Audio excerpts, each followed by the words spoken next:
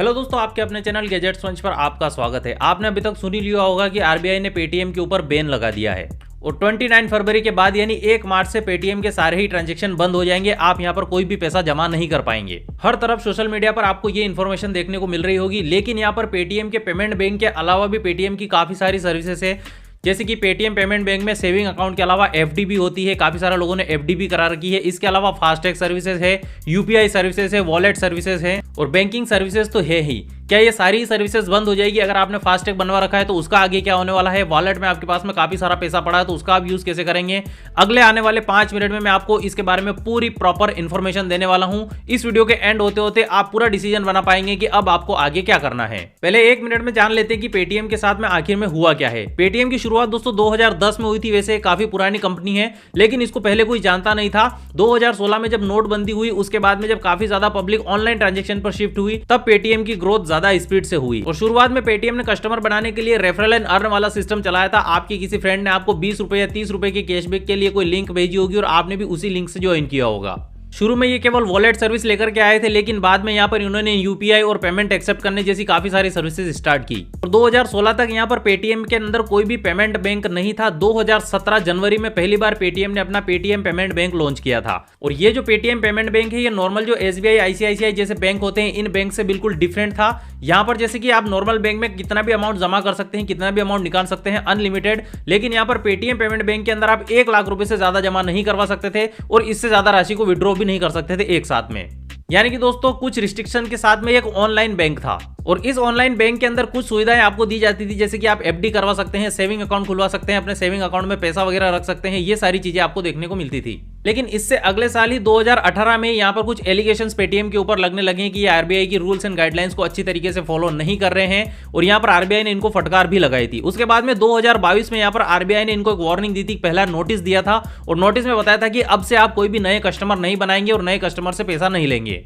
लेकिन इसके बाद में भी पेटीएम ने यहाँ पर रूल्स एंड रेगुलेशन पर कोई ध्यान नहीं दिया और ये नए कस्टमर लगातार बनाते रहे। इसके बाद में 2023 में यहाँ पर आरबीआई ने बैंकिंग विनियम अधिनियम 1949 की धारा 35A के तहत यहाँ पर कार्रवाई की है। यहाँ पर अगर आप कॉमर्स के स्टूडेंट होंगे तो आपने अपने स्कूल में या 12th में कभी न कभी ये बैंकिंग विनियमन अधिनियम जरूर पढ़ा होगा। अब यहाँ पर अपन ज्यादा डीप में नहीं जाएंगे, लेकिन बैंकिंग विनियमन अधिनियम 1949 की धारा 35A के अंतर्गत आरबीआई को यह अधिकार मिलता है सभी बैंकों के ऊपर कि अगर वहां पर आरबीआई उनकी ऑडिट करा सकता है और ऑडिट में आरबीआई को कुछ भी ऐसा लगता है कि यहाँ पर किसी भी बैंक के अंदर जनता का अगर कोई पैसा जमा है और वो सुरक्षित नहीं है, उस बैंक की नीतियां सही नहीं है और उससे जनता के पैसों का नुकसान हो सकता है, तो यहाँ पर आरबीआई उस बैंक के ऊपर कार्रवाई कर सकता है। और वही कार्रवाई यहाँ पर उन्होंने पेटीएम के ऊपर की है।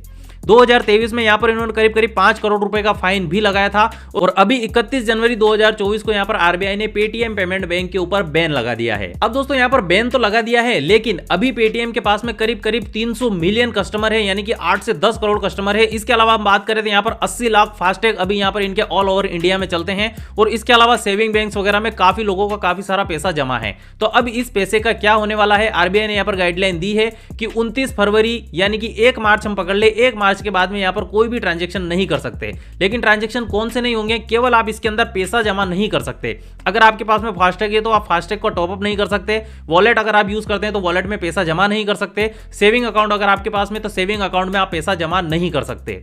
तो अब आगे क्या करना है आपको, इसके बारे में बात करते हैं। सबसे पहले तो अगर आप फास्टैग यूज करते हैं तो फास्टैग में जितना पैसा पड़ा है उसको यूज कर लीजिए और जब वो पैसा खत्म हो जाए तो अपने फास्टैग को किसी दूसरी कंपनी में ट्रांसफर कर सकते हैं, जैसे आईसीआई वगैरह, जैसे भी जिन भी ब्रांड के फास्टैग चलते हैं उनमें आप उसको कन्वर्ट कर सकते हैं। इसके अलावा वॉलेट में अगर आपके पास में 4-5 हजार रुपए, 10 हजार रुपए पड़े हैं तो उनकी आप कोई भी शॉपिंग कर लीजिए, बिल पेमेंट वगैरह करना है तो वो कर लीजिए। हालांकि 1 मार्च के बाद में भी इन पैसों को आप यूज कर पाएंगे, कोई दिक्कत आपको नहीं आने वाली है, ऐसा अभी तक जो है बैंक का कहना है। लेकिन उसमें आपको कोई भी नया टॉपअप अब नहीं करना है। इसके अलावा अगर आपने पेटीएम के अंदर एफडी वगैरह करवा रखी है तो उस एफडी को या तो आप विड्रॉल कर लीजिए, किसी दूसरी बैंक में ट्रांसफर कर दीजिए, या सेविंग अकाउंट में आपने पैसा जमा कर रखा है तो उस पैसे को भी आपको किसी दूसरे बैंक अकाउंट में ट्रांसफर कर लेना है। अब यहाँ पर अभी तक तो पेटीएम की तरफ से कहना है कि बाद में कोई भी दिक्कत नहीं आने वाली है, इन सुविधाओं को अपन रीस्टोर कर लेंगे, जैसे कि यूपीआई वगैरह ये चलते रहेंगे। लेकिन यहाँ पर कोई भरोसा नहीं है, हो सकता है कि आरबीआई का कोई और नोटिस यहाँ पर आ जाए और कोई ज्यादा दिक्कत हो जाए, हो सकता है कंपनी बंद भी हो जाए, तो आपको केवल एक ही फंडा रखना है कि भैया यहाँ पर सारा सब कुछ सेटल करके और अपना अलग हो जाओ।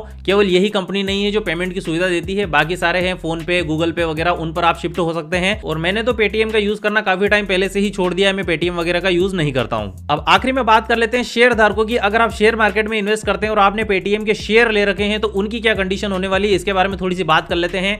पेटीएम के शेयर की अगर हम बात करें तो अभी 2 दिन में पेटीएम का शेयर 700 रुपए से लुढ़क करके 489 रुपए पर आ चुका, यानी कि अच्छा खासा नीचे ये शेयर आ चुका है और अभी और नीचे जाएगा। और यहां पर अभी जो है वो लोअर सर्किट लग चुका है, मतलब कि जिन्होंने भी इसके शेयर परचेज किए हुए थे वो शेयर को सेल नहीं कर सकते। तो जिन्होंने पेटीएम के शेयर परचेज कर रखे हैं वो तो फंस चुके हैं और यहाँ पर अच्छा खासा उनका नुकसान भी होने वाला है। लेकिन अगर आप नॉर्मल कस्टमर है, वॉलेट, फास्टैग वगैरह या नॉर्मल आपने सेविंग अकाउंट वगैरह खुलवा रखा है, तो अभी काफी टाइम है आपके पास में, आसानी से आप उसका सारा पैसा है जो है विड्रॉल कर सकते हैं या उस पैसे को यूज कर सकते हैं।